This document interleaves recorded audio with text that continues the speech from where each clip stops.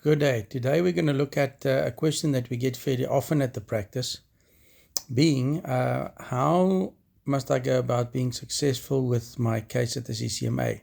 And this goes for both employers and employees. The same rules apply. It's not a simplistic answer, but I'd like to give a short answer as a basis, which explains the two arms at the CCMA that you need to adhere to.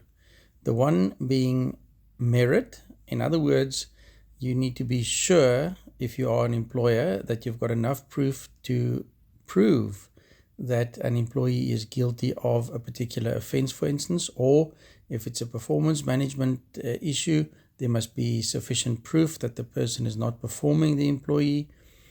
So for any process that you embark on, you must have sufficient proof to show that there's merit in a dismissal.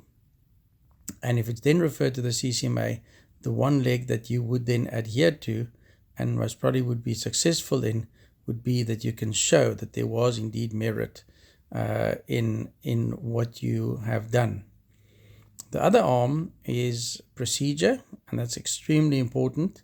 You can have all the merit in the world, but if you don't follow the correct procedure for the correct process, you're also going to fail at the CCMA. You have to adhere to both those arms in order to be able to be successful at the CCMA.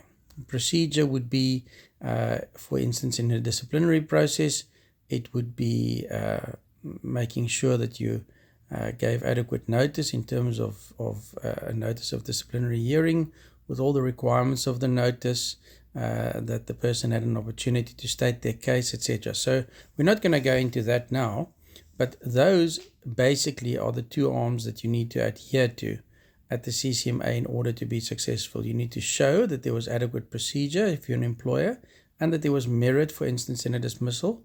If you're an employee, you would obviously try and disprove that and show that the employer did not follow correct procedure, for instance, or that maybe they did, but there was no merit.